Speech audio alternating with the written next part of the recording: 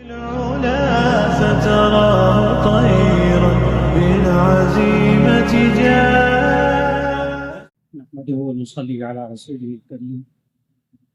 أما بعد فأعوذ بالله من الشيطان الرجيم. بسم الله الرحمن الرحيم. إنا أوحينا إليك كما أوحينا إلى نوح والنبيين من بعده. وقال تبارك وتعالى: فأوحى ربك إلى النحل أن اتخذي من الجبال بيوتا ومن الشجر ومما يعرشون ثم كلي من كل الثمرات فاسلكي سبل ربك ذللا يخرج من بطونها شراب مختلف ألوانه فيه شفاء للناس إن في ذلك لآيات لقوم يتفكرون. صدق اللہ العظیم. سب سے پہلی بات کہ لفظ وحی ایک اس کا لغوی معنی ہے، چٹکی سے دل میں بات ڈال دینا، خفیہ اشارہ، یہ وحی کا لغوی لفظی مطلب. اللہ جب کسی کے دل میں بات ڈالتا ہے تو اللہ جب بات ڈالتا ہے تو وہ اگر نبی ہو تو اس کو وحی اصطلاحی کے یعنی ٹرم کے طور پر جب بولا جاتا ہے وحی، اس سے مراد وہ بات جو اللہ تعالیٰ انبیاء علیہ السلام کو دیتا ہے لوگوں کی رہنمائی کے لیے، ہدایت کے. تو وحی کا بنیادی مقصد ہدایت، راستہ دکھانا، رہنمائی، بس. اور ایک وحی کا لغوی معنی کہ اللہ اگر مومن کے دل میں بات ڈالے، عام ایمان والا، تو اسے الہام کہتے ہیں. یہ اللہ تعالیٰ نے سورہ والشمس میں 10 چیزوں کی قسم کھا کے یہ بات فرمائی: والشمس وضحاها والقمر اذا تلاها والنهار اذا جلاها والليل اذا يغشاها والسماء وما بناها والارض وما طحاها ونفس وما سواها. 10 چیزوں کی قسم کھا کے آگے کہا فَأَلْهَمَهَا فُجُورَهَا وَتَقْوَاهَا. الہما، اللہ نے ہر شخص کے دل میں نیکی بھی ڈالی ہے اور بدی بھی ڈالی ہے تاکہ وہ بدی کو پہچان کر رک جائے، بچ جائے. یہ وحی انسان کو، عام انسان کو اللہ کوئی چیز سکھاتا ہے تو پھر اسے الہام کہتے ہیں. اور اللہ تعالیٰ یہ والی بات، یہ ہدایت والی بات، راستہ دکھانے والی بات، یہ اللہ جانوروں کو، پرندوں کو، شہد کی مکھیوں کے دل میں بھی بات ڈالتا ہے تم نے زندگی کیسے گزاری. سورہ نحل کی آیت شروع میں تلاوت کی: وَأَوْحَى رَبُّكَ إِلَى النَّحْلِ. آپ کے رب نے وحی بھیجی شہد کی مکھی کی طرف. تو اس آیت کو پڑھتے ہوئے بہت سارے ساتھی الجھتے ہیں کہ کیا شہد کی مکھی کی طرف بھی وحی آتی تھی؟ تو اس کا جواب ہے کہ جی ہاں. وحی کا معنی دل میں بات ڈال دینا، اور یہ شہد کی مکھی کی رہنمائی میں اللہ کرتا ہے. یہ تو قرآن مجید سے ثابت ہے. یہ وحی کے ذریعے اللہ کرتا کیا ہے؟ انبیاء علیہ السلام کو جب اللہ ہدایت دیتا ہے کہ یہ لوگوں تک پہنچا دیں تو وہ کیا چیز سکھاتے ہیں؟ صرف خیر اور شر میں تمیز سکھاتے ہیں. یہ اچھا ہے، یہ برا ہے، یہ بات اچھی ہے، یہ بات بری ہے. یہ اچھا کام ہے، اس کا انجام یہ ہوگا، یہ برا کام ہے، اس کا انجام یہ ہوگا. یہ میں نے پوری وحی الہی کا خلاصہ بتایا. اور یہی چیز عام مومن کے دل میں بھی ڈالتا ہے. فَأَلْهَمَهَا فُجُورَهَا وَتَقْوَاهَا. ہر شخص کے دل میں اللہ نیکی بھی ڈالتا ہے تاکہ وہ انسان یہ کام کرے، اور بدی بھی ڈالتا ہے تاکہ وہ اسے بچے. برائی کا پتہ ہو تو بچے گا نا، برائی کا پتہ نہ ہو، علم نہ ہو اس لیے گناہوں کا بھی علم ہونا چاہیے، تبھی بچے گا۔ یہ تو میں نے بالکل ابتدائی بات وحی الہی کا لغوی معنی اور اصطلاحی معنی ٹرم کے طور پر، اور پھر اس کے ساتھ ساتھ یہ کہ وحی الہی کیا جانوروں، پرندوں، دوسری مخلوق کی طرف بھی ہوتی ہے؟ اس کا جواب ہے کہ جی ہاں، قرآن سے ثابت ہے کہ شہد کی مکھی کی طرف بھی وحی ہوتی ہے۔ آج انسان وحی الہی سے دور کیوں ہوتا ہے؟ اس کی ضرورت کیوں نہیں محسوس کرتا؟ یا سادہ الفاظ میں یہ کہ ہمیں کیا ضرورت ہے وحی الہی؟ اس کی بنیاد کیا ہے؟ اس کی بنیاد اصل میں یہ ہے کہ اللہ نے انسان کو حواس خمسہ دیے ہیں، 5 سینسز۔ اگر آپ ترتیب سے ذہن میں رکھیں گے تو مجھے بات مختصر وقت میں سمجھانا آسان ہو جائے گا۔ اللہ نے 5 سینسز، نمبر 1 قوت سامعہ، سننے کی طاقت۔ آپ سنتے ہیں، بات کو سن کر فیصلہ کرتے ہیں کیا اچھا ہے کیا برا ہے۔ مجھے اس کی باتیں بڑی اچھی لگتی ہیں، مجھے اس کی آواز بڑی اچھی لگتی ہے، اس کی باتیں مجھے پسند نہیں ہے، اس کی آواز بھی پسند نہیں۔ سن کر فیصلہ کرتے ہیں کیا اچھا ہے کیا برا ہے۔ نمبر 2 آنکھیں، قوت باصرہ، دیکھنے کی طاقت۔ ہم دیکھ کر فیصلہ کرتے ہیں کیا اچھا ہے کیا برا ہے، اور یہ سارا دن ہم کرتے ہیں۔ پھل خریدتے ہیں، دیکھ کر فیصلہ کرتے ہیں کیا اچھا ہے برا ہے۔ سبزی خریدتے ہیں، کپڑا خریدتے ہیں، کیا اچھا ہے کیا برا ہے، دیکھ کر فیصلہ کرتے ہیں۔ آپ نے محسوس کیا کہ ہم قوت باصرہ دیکھ کر بھی ہم فیصلہ کرتے ہیں کیا اچھا ہے کیا برا ہے۔ نمبر 3 قوت شامہ، سونگھنے کی طاقت۔ ہم سونگھ کر فیصلہ کرتے ہیں اچھا ہے یا برا ہے۔ کیا آپ کو حیرت نہیں ہوگی کہ ہم سونگھ کر فیصلہ کرتے ہیں اپنی زندگی اور موت کا؟ سونگھ کیسے؟ آپ افطار کے وقت میں سموسہ کھانے لگے اور اس کو سونگھے اور اس سموسے میں سے بو آ رہی ہو، باسی سموسہ، تو آپ کیا کہتے ہیں؟ میں یہ نہیں کھاؤں گا، مر جاؤں۔ آپ نے سن کر فیصلہ کیا۔ اس کی بہت ساری مثالیں۔ آپ کسی جگہ گیس کی سمیل محسوس کرتے ہیں کمرے میں، تو آپ کہتے ہیں اگر میں نے ذرا سی آگ لگائی تو یہ پورا گھر جل جائے۔ کیا سونگھ کر آپ نے فیصلہ کیا، زندگی موت کا فیصلہ۔ اتنی زبردست قوت ہے قوت شامہ۔ تیسری قوت قوت شامہ۔ چوتھی قوت اللہ نے رکھی قوت ذائقہ، چکھنے کی طاقت۔ آپ چکھ کر فیصلہ کرتے ہیں کیا اچھا ہے کیا برا ہے۔ آپ کھانا چکھتے ہیں، بہت تیز مرچیں ہوتی ہیں، کہتے ہیں یہ تو میرا منہ جل جائے گا، اس سے یہ تو میرا معدہ بھی خراب ہو جائے۔ نمک تیز ہوتا ہے تو کہتے ہیں بلڈ پریشر کا مجھے مریض بنانا ہے، مر جاؤں گا۔ یعنی آپ چکھ کر فیصلہ کرتے ہیں یہ اچھا ہے یا برا ہے۔ 4 طاقتیں ہو گئی۔ 5ویں طاقت اللہ نے قوت لامسہ رکھی ہے، چھونے کی طاقت۔ یہ چھو کر فیصلہ کرتا ہے کیا اچھا ہے کیا برا ہے۔ ساری کے وقت میں آپ کے سامنے گرم گرم کپ چائے کا لا کے رکھا گیا، آپ نے صرف ہاتھ لگایا تو فوراً چھوڑ دیا، نہیں منہ جل جائے گا، نہیں ابھی نہیں پینی، ذرا ٹھنڈا کر۔ کیا صرف چھو کر؟ آپ آج کل کپڑوں پہ، خواتین بھی مرد بھی کپڑے چھوتے ہیں، چھو کر فیصلہ کرتے ہیں اس موسم کے لیے اچھا ہے یا نہیں۔ یہ 5 قوتیں اللہ نے انسان کے اندر رکھی ہے اپنا اچھا اور برا معلوم کرنے کے لیے، خیر اور شر کو معلوم کرنے کے لیے۔ یہ اللہ نے رکھی ہے، یہ انسان کا کمال نہیں، کسی سائنسدان کا کمال نہیں۔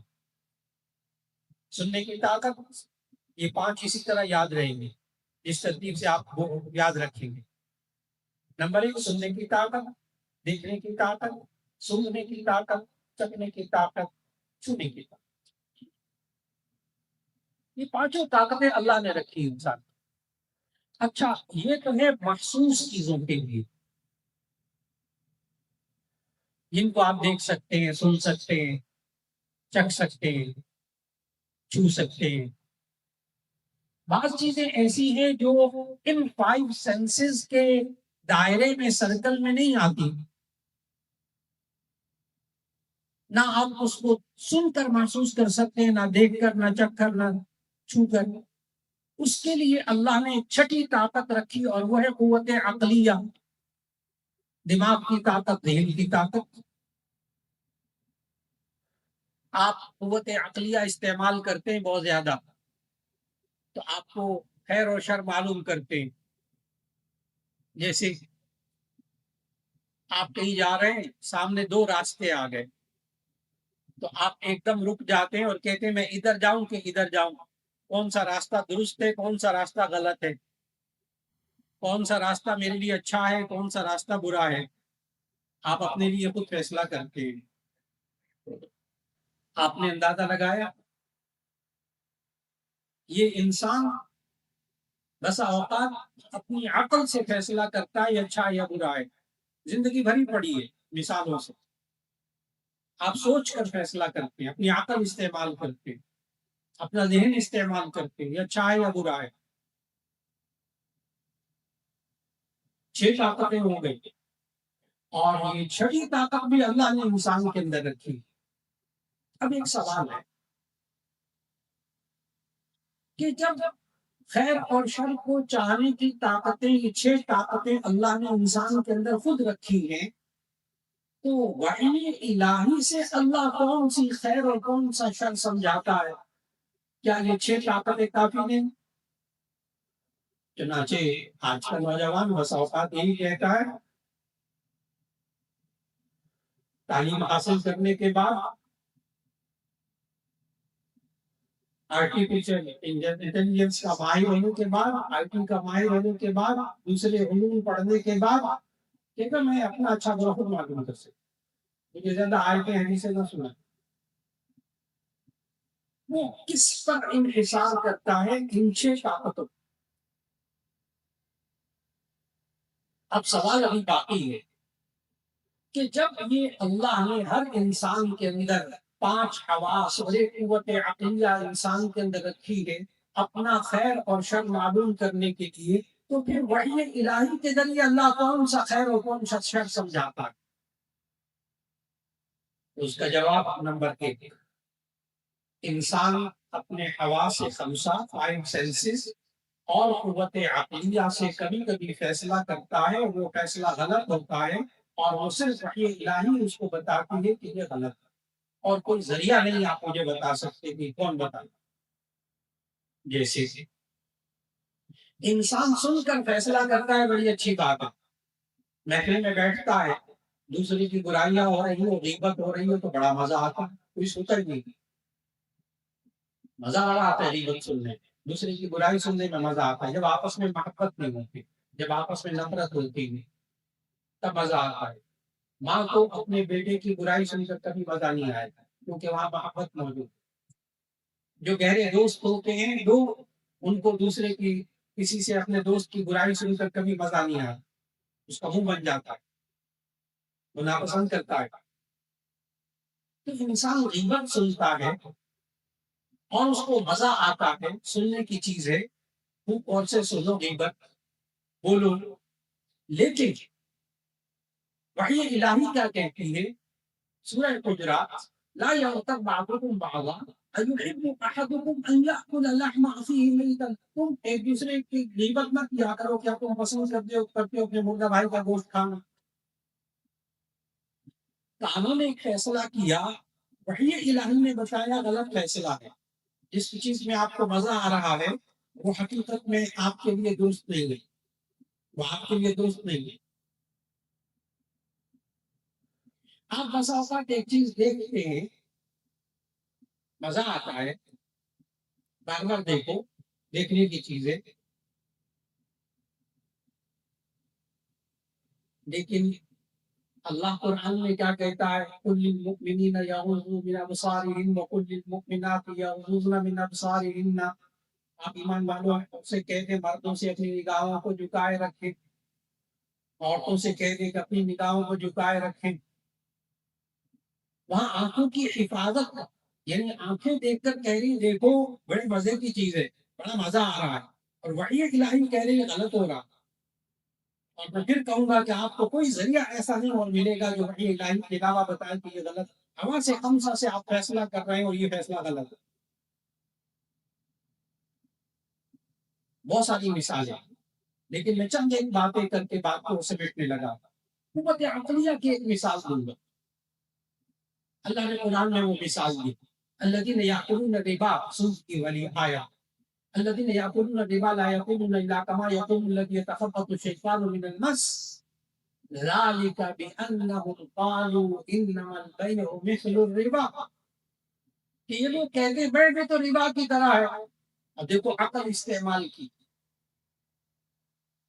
عقل کہتی ہے بیع ٹرانزیکشن، خرید و فروخت، عقل کہتی ہے آپ نے ایک کتاب پبلشر سے 100 روپے کی دی، آگے 10 روپے کی بیچ دی، 110 روپے کی بیچ دی، تو 10 روپے کمائے۔ تو اگر میں اس بندے کو 100 روپیہ دے دوں اور کہوں 3 مہینے کے بعد 6 مہینے کے بعد مجھے 110 روپے دے دینا، یہ سود کہاں سے؟ دونوں نے 10 10 روپے کمائے۔ انما البیع مثل الربا، یہ بڑی نہیں، یہ بھی تو ربا کی طرح ہے، اس میں بھی 10 روپے کمائے، یہاں بھی 10 روپے کمائے۔ اللہ نے کیا کہا؟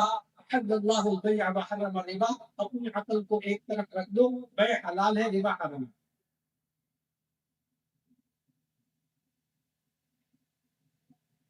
ہمیں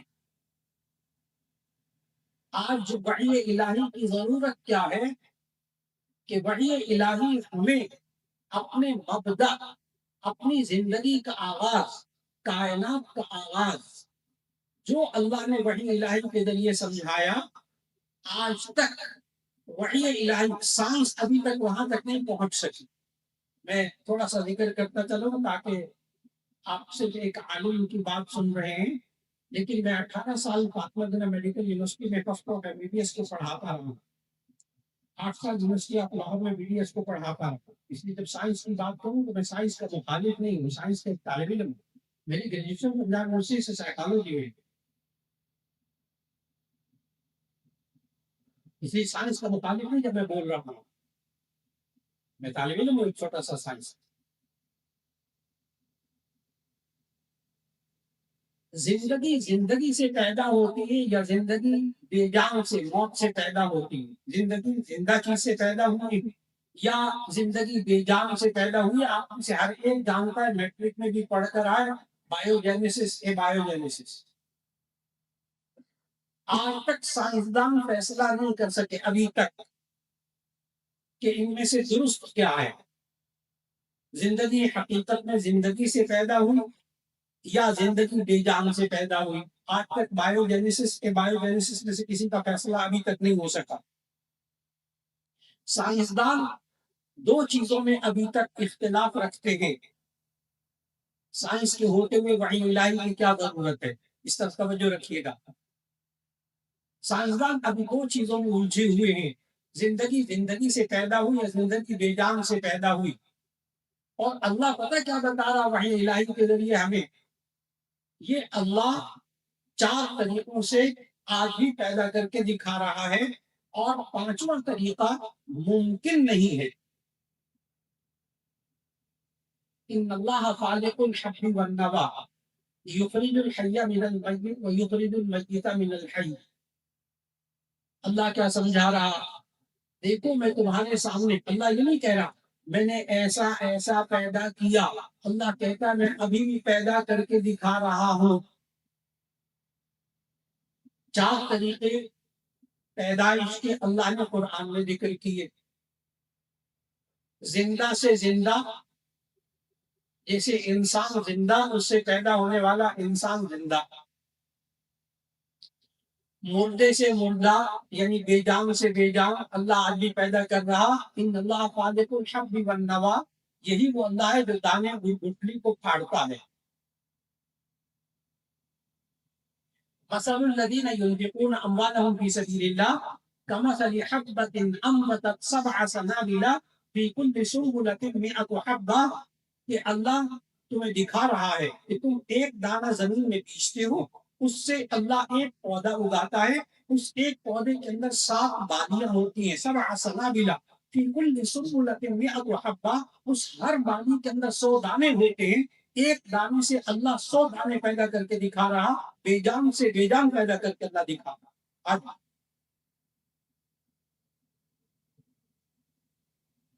بیالوجی پڑھنے والے یہ نہ کہیں ہم نے بیالوجی میں پڑھا ہے کہ پودوں میں بھی زندگی ہے، اس لیے کہ اس چیپٹر کے آخر میں پڑھیے کیا لکھا ہے، پودوں میں ویسی زندگی نہیں ہوتی جیسے جانوروں میں زندگی ہے، وہاں لکھا ہوا ہے، ٹھیک ہے، اس میں حساسیت بھی ہوتی ہے، اس میں نمو بھی ہوتا ہے، اس میں جن بھی ہوتی ہے، پلا بھی ہوتا ہے، حساسیت بھی ہوتی ہے، لیکن ویسی زندگی نہیں ہوتی، اس کے اعتبار سے یہ بے جان ہے۔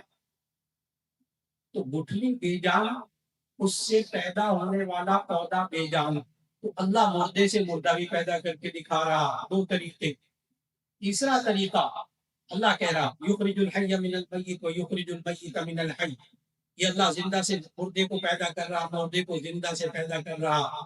نمبر 3، زندہ سے بے جان مردے کو اللہ آج بھی پیدا کر رہا، مرغی زندہ، اس سے پیدا ہونے والا انڈا مردہ بے جان، 3 ہو گئے۔ نمبر 4، اللہ آج بھی کر کے دکھا رہا ہے، مردے سے زندہ اللہ آج بھی پیدا کر کے دکھا رہا ہے، انڈا بے جانا، اس سے پیدا ہونے والا چوزا جاندار۔ اور اللہ پتہ قرآن میں کیا سوال کر رہا ہے، أَأَنْتُمْ تَخْلُقُونَهُ أَمْ نَحْنُ الْخَالِقُونَ، یہ سب تم پیدا کر رہے ہو یا ہم پیدا کر رہے ہیں؟ اللہ 4 طرح پیدا کر کے دکھا رہا، اور میں نے کہا سائنس ابھی تک 2 میں الجھی ہوئی، میں سائنس کو برا نہیں کہہ رہا، میں کہہ رہا ہوں بس وہ وہیں تک ہے۔ کائنات کی پیدائش اللہ نے کیسے کی، وہ اللہ نے وحی الہی کے ذریعے سمجھائی، سائنس ابھی تک متفق نہیں ہو سکی کہ یہ ساری چیزیں کیسے وجود میں آئیں۔ میرے سامنے بگ بینگ کا لفظ نہ بولیے گا، اچھا، کیونکہ میرے ساتھ سیدھا سادہ سوال کر لیا تھا میں نے بگ بینگ والے سائنسدان سے، ٹھیک ہے وہ بڑا دھماکہ ہو گیا، وہ جس چیز میں دھماکہ ہوا اس کو کس نے بنایا تھا؟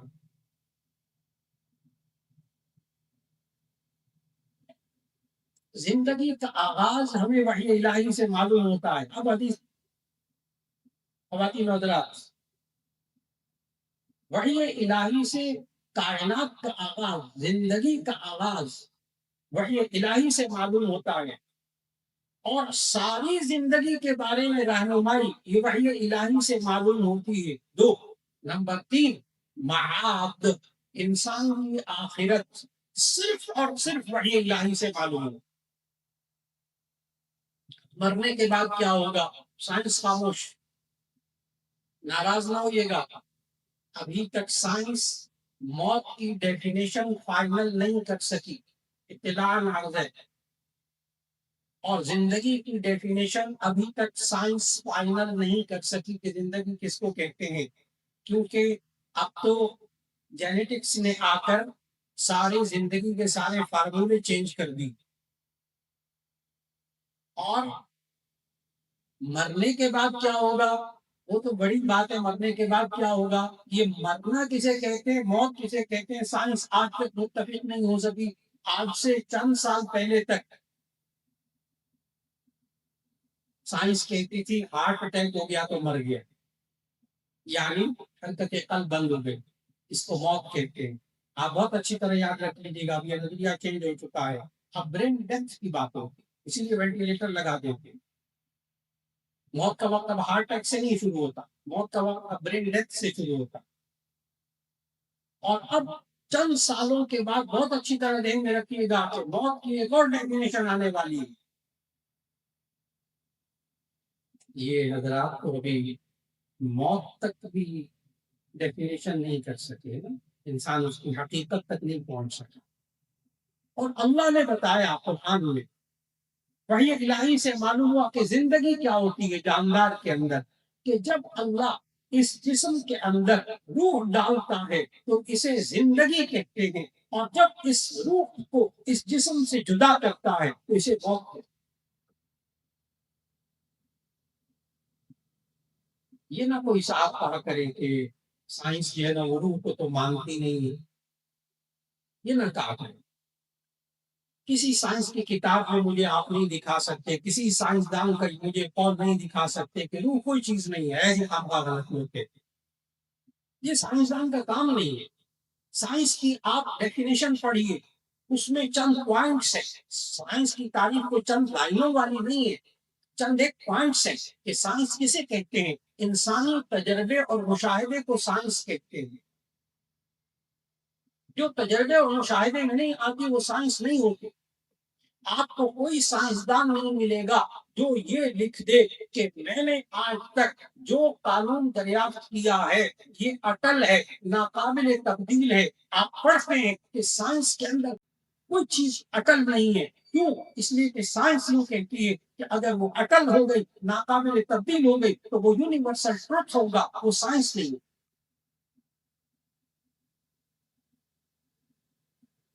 اور وحی الہی سے سب کچھ جو بیان ہوگا وہ اٹل ہوگا، ناقابل تبدیل۔ اب موت کے بعد کیا ہوگا؟ یہ سارا جنت جہنم یہ ساری چیزیں ہمیں اگر معلوم ہوتی ہیں تو وحی الہی سے معلوم ہوتی ہیں۔ اگر تھوڑی دیر کے لیے جنت اور جہنم کو بالکل بس ختم، انسان پیدا ہوتا ہے، ٹھیک ہے، یوں ہوتا ہے یوں ہوتا ہے، اور یہ محسوس کیجیے گا جب سائنس پڑھا کرے گا، سارا چیپٹر پڑھے گا،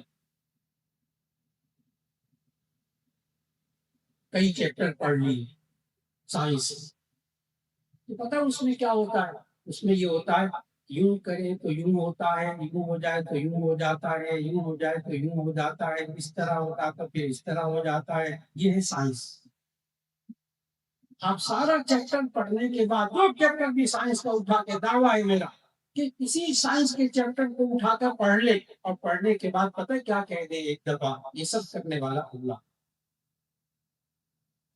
وہ ساری سائنس اسلام بن جائے۔ اسلام کب کہتا ہے ایسا نہیں؟ صرف اتنی سی باتیں کرنے والا کون ہے؟ ایسا ہوتا ہے کرنے والا کون؟ بس یہ متعین کر لیجیے، رخ متعین ہو جائے۔ ہمیں وحی الہی سے کیا معلوم ہوتا ہے؟ نمبر ایک، ہدایت، یعنی زندگی کی رہنمائی، پوری زندگی کی رہنمائی وحی الہی سے۔ نمبر دو، ہمارا مبدا، ہمارا آغاز، کائنات کا آغاز، انسان کا آغاز، یہ بھی ہمیں معلوم ہوتا ہے وحی الہی سے۔ نمبر تین، آخری بات کہ ہمیں موت کے بعد کیا ہوگا، جسے معاد کہتے ہیں، ہمارے لوٹنے کی جگہ، بعد کی زندگی میں کیا ہوگا، یہ بھی ہمیں وحی الہی سے معلوم ہے۔ آج انسان کو وحی الہی کی ضرورت کیا ہے؟ یہ انسان اپنے حواس خمسہ سے بھی خیر اور شر معلوم کرے، اپنی عقل سے بھی خیر اور شر معلوم کرے، اور کہیں غلطی ہو جائے تو اس کو وحی الہی کے ذریعے درست کرے۔ آج وقت کی بہت بڑی ضرورت ہے کہ ہم وحی الہی سے آشنا ہوں کہ جو خالق نے ہمیں ہدایات دی ہے زندگی کی، اس سے ہوتا کیا ہے۔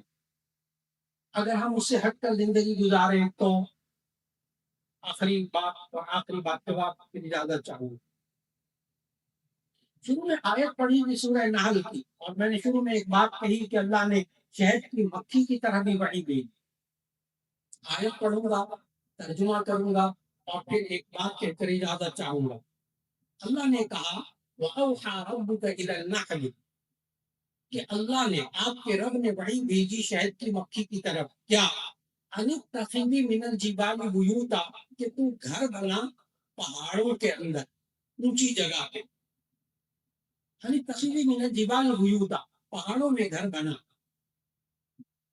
ومن الشجر، درختوں میں گھر بنا، اونچی اونچی جگہ، ومما یعرشون، اور جو دیردار جگہیں ہوں ان کے اندر بھی اونچی اونچی ہوں، وہاں گھر بنانا، نیچے زمین پہ گھر نہ بنانا، کیونکہ آگے جا کر معلوم ہوا کہ اللہ نے اس سے وہ کام لینا تھا کہ اگر یہ مکھیاں شہد کی یہ زمین پر گھر بناتی تو کچرا کوڑا اور تمام جراثیم اس کے اندر آ جاتے، اور اللہ نے جو اس سے پیداوار لینی تھی یعنی شفا والی، وہ پیداوار بڑی میلی کچیلی جراثیم والی ہو جاتی۔